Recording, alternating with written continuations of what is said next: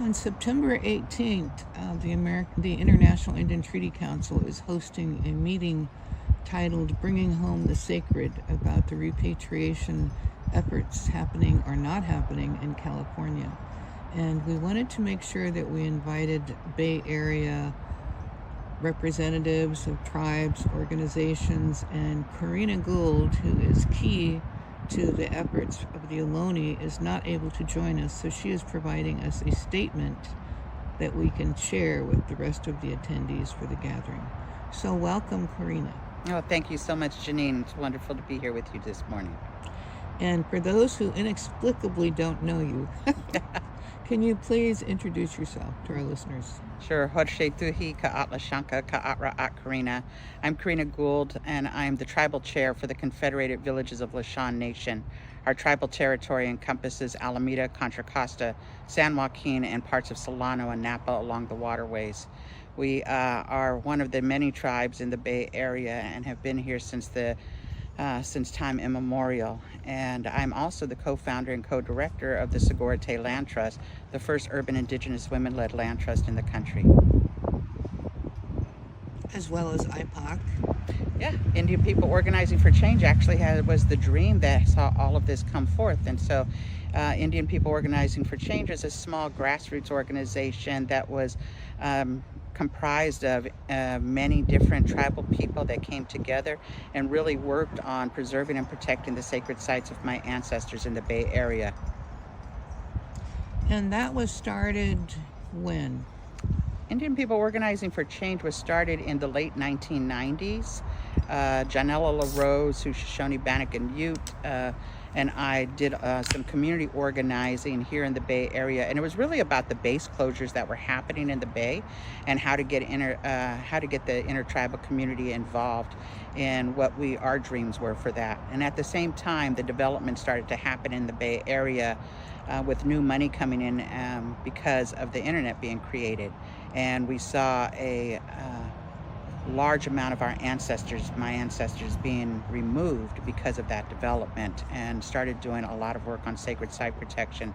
Then joined by Wounded Knee Del Campo in Vallejo and his organization trying to save Segorite, one of the sites of our villages along the Carquinez Strait.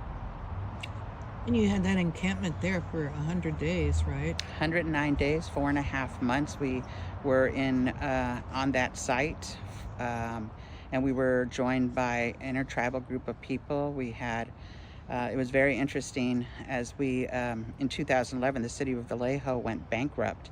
And when they went bankrupt, they gave the park district $30,000 worth of permits for free in order to develop that site.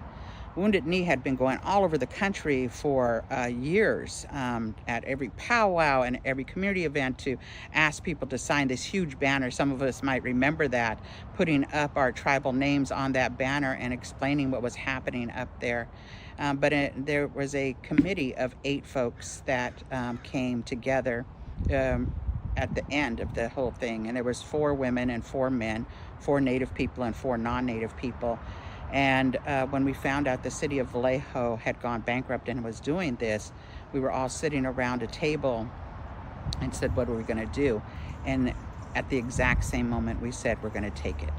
And because of the work that we had done over many years in the Bay Area, explaining what shell mounds were, explaining the reason why we needed to save them, doing walks from Vallejo down to San Jose and up to San Francisco, people understood the importance of it, and they showed up when we put out a call. Fred Short, who is the American Indian Movement cultural person. Advisor, thank you, yeah. Lit a sacred fire that lasted for 109 days at that site. And there were 4 other fires that were lit in other parts of the world that stayed lit for the same amount of time. People came and we were surrounded by police and Coast Guard and FBI and Homeland Security, but we held that place for all of that time. And the amazing thing was that at the end of that time, two federally recognized tribes came in, and they created the first cultural easement between a city and a park district and two tribes, giving the tribes the same amount of rights as the city or the park. And so we saved it by using our bodies in prayer in order to do that work. So that was kind of like the Bay Area Standing Rock. You see how it galvanized people, both native and non-native, to come together, and I think that was the first time really the visibility of your work kind of came to the fore. Of course, you've been doing that work forever, but with Segura Te and with the Shalman walks, it was like a lot of visibility. It was focused on issues of the Ohlone community and how you were working to protect the Shalmans and educating people about what the key issues were. Can you talk to us about the broader issues in terms of what the Ohlone community struggles to preserve and protect or restore? Yeah, thank you. Well, I could only speak on behalf of my tribe. And there's other tribes here, right, that are in the Bay Area. And I think that that's one of the misnomers or the false facts that happen when we use the word Ohlone, right, which is a generic term. But I think it's really important to say that our people decided to use the word Ohlone because they were tired of using the colonized word of Costanoan. And during the 1960s, when there was civil rights movements happening all over the country, part of that was to take on our own name. As we begin to decolonize our minds even more, we have taken on our traditional names. Lishan is the name that we took on because my great-grandfather, Jose Guzman, was one of the last speakers of the language. And when we introduced ourselves, said we are Lishan. And so that's who we truly are. And so we all have a bunch of different names, right? When did you do that? When did we? Lishan. When did we do what? Start using Lishan. We started using Lishan widely probably about 8 years ago. And the reason was that we had been working all together with trying to save and protect our sacred sites. But it was really important for us to preserve and protect a sacred site in Berkeley.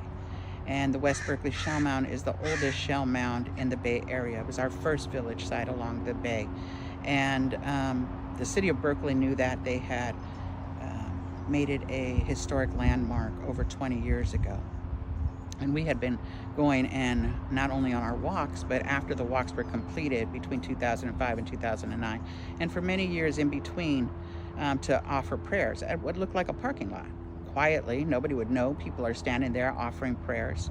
But in order for us to actually intervene on a lawsuit on the side of the city of Berkeley, the tribe had to be listed on the Native American Heritage Commission's list. And the problem is that our elders didn't want to be on that list. We had been doing this work to stop development, and the elders really felt like that by getting on that list, we were going to be working in collaboration with some of these developers to destroy our sites, which we saw many different tribes doing in our territory and benefiting off of that destruction.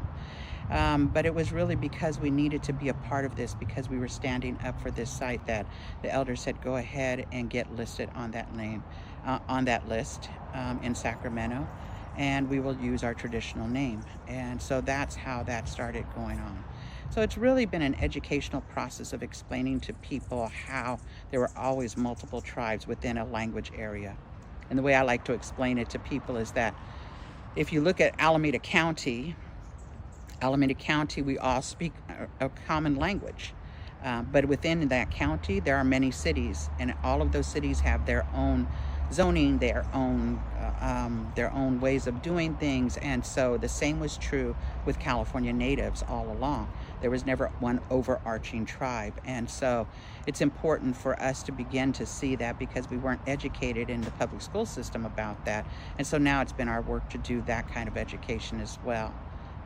And I can't remember the rest of your question. When did those issues start coming to the fore? You've got the shell mounds and you've got the shell mound walks, Segura Te, but in terms of NAGPRA was designed or passed, the law was enacted to protect or to ensure our enforce repatriation of cultural matrimony and Mm-hmm. cultural objects and human remains. And you've been involved in many different areas, but can you speak to that a little bit?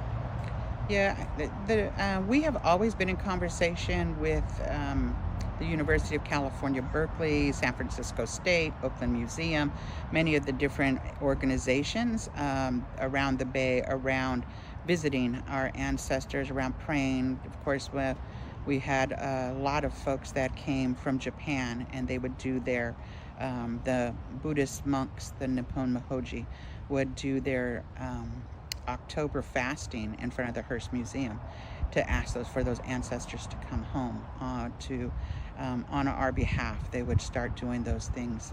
So that relationship, this international relationship, this relationship that connects us together, has been a part of that. And so we've been in conversations. More recently, though, we've been in deeper conversations because the laws that have been, and the institutions have really been pushed to have these consultations and the NAGPRA listings to be complete. And so many of them. That was updated last year, I believe. That was updated last year, but when they really started pushing, because Berkeley, for one institution, has been out of compliance for decades since NAGPRA was first enacted. They never came up with a list of all of the ancestors, where they were, all of the funerary items. They decided that items that were buried with our ancestors for some reason were not funerary items because they chose that. And how are you buried with something and it's not a funerary item? They can't explain that. And so it was really most recently that all of these institutions got all of these things listed on the National Registry, and they had to reach out to the tribes that are on the Native American Heritage Commission list, whether you're federally recognized or not, to begin to have consultations to bring those ancestors and funerary items home. And so the tribe has been involved in conversations with many institutions, including Caltrans, which, people like Caltrans. Yeah, Caltrans is our road systems. They are disturbing our ancestral remains. We're working with Southern Pacific Railroad and museums and universities because as they come up, just this last 2 weeks ago, we had a conversation with the DeYoung Museum. And I for some reason never thought we had anything at the DeYoung. And was sadly surprised that they have many of our ancestral remains and funerary items and other items of cultural patrimony that are there.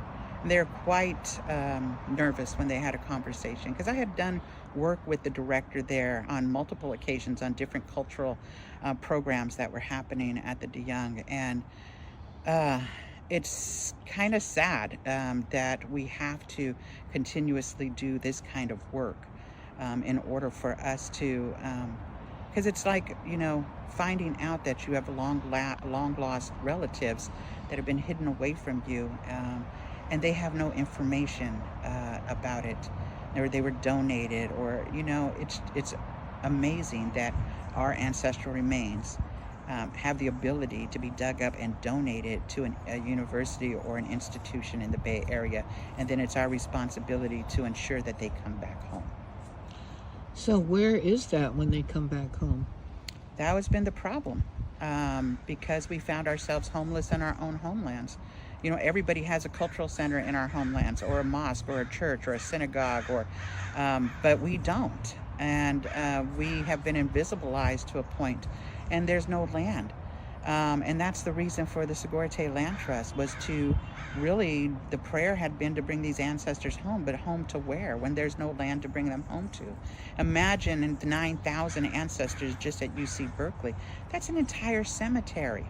How do you do that? And so the Land Trust is a mechanism, a tool in order for us to get land so that we can reinter those ancestors, to give them respect and our tribe respect, but also the rest of this place that has destroyed our sacred sites, to bring back a healing. Well, do you think that should be part of the responsibility of NAGPRA, is to help provide land? I think that the NAGPRA should help provide land when there's no land available. I think these institutions that hold a lot of our land, that took it by eminent domain, should be able to provide land to reinter those ancestors. I think there's a way for us to do education to the public, to really talk about the history of how those places were desecrated and how we can come together to really educate the shell mounds in the Bay Area, and why it's important to preserve in place. Well, right now we're sitting in a beautiful parcel of land that was the host yesterday for the California Truth and Healing Council and the meetings that they've been having around California for the past 4 years to talk about the issues of truth and healing. And certainly repatriation is an essential part of that healing process, and you hosted the gathering, which was really great. But maybe you could say something about this facility and how your work has galvanized the community, native and non-native, and what your hopes are for the future. Yeah, thank you for that. We are sitting in a place called Penantok. In our language, it means a place of the bees. And this land was gifted to us by a generous donor. It had been a community garden for 30 years prior to us receiving the land, and now we are dreaming of a community space here, not just for gardening but for gatherings. And so the Truth and Healing Council being here yesterday was wonderful. It was beautiful to see other tribal people, that many who were non-federally recognized in the state of California, talk about the pains and also about some of the recommendations we have for the state to try to bring it together. And so Penantok is a place where we could have, we have volunteers. Segurite Land Trust has many sites now. We've been blessed with the caretaking of many of our traditional places, and also places that we want to engage the general public in taking part in healing. The land takes care of us, and I think we learned that really well in Segurite when we were there for 109 days. And Janella said it really, really beautifully. It's like we thought we were taking care of the land, and the land took care of us. And so as we engage again in human beings have always had their hands in the land. As we continue to engage in that, we create a balance spiritually, mentally, physically, and emotionally. And we're hoping that by doing that work together with people from all walks of life in our intertribal community here in the Bay, that we will bring healing to this land again. Well, thank you for that. That's a beautiful way to close your presentation, and I want to encourage people that are interested to get more information or to work in collaboration with you, or to just become an ally and help do whatever needs to be done to reach you. And that would best be done how? They can best reach us at Segurite Land Trust, info@rematriatetheland.org. They could learn more about shell mounds at shellmound.org. They could reach out to the tribe at cvltribe@gmail.com. And we're always looking for partners and allies and accomplices to work with us to create new ideas. And I think that, when we're talking about repatriation, it's an international call for also these museums and universities and places across the world to give back things. We don't have any of our baskets here. Our baskets are in Europe. And so about 6 years ago, maybe a little longer, my grandson was 5. About 6 years ago, we took a trip. It was elders. It was an intergenerational. So I had my daughter and my grandson. She was pregnant with my granddaughter. Our elder Ruth, my cousin Robin, and a art director, Cecilia Rodriguez, went with us. We went to the Britain Museum in order to visit our baskets, to have ceremony with them that had not had ceremony, to try to call them home. And so the British Museum has so many things, so many items that are of cultural patrimony to people all over the world. But the Vatican has so much. And all of these museums, that these are places that our items need to come home. And you can feel the grief, but also the joy when we sang to those baskets and those items that our ancestors danced with, to see the headdress that one of my ancestors had, to hold the items in our hands again and to feel Where is that at? in the British Museum, you know, and horrifically enough, they are in warehouses that look like army barracks and they're not being well taken care of. And there's no reason.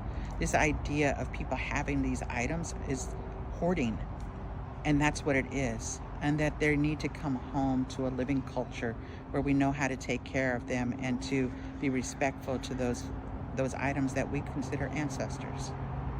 Well, that's part of the effort of this meeting. The intended activity is to talk about how to affect that change for tribes and how Treaty Council can support that effort and how tribes can come together collectively to ensure that the native voice is heard and ceremonial objects are returned to their families, to their communities, and we'll keep you apprised of what happens at the meeting and see what future developments come of it.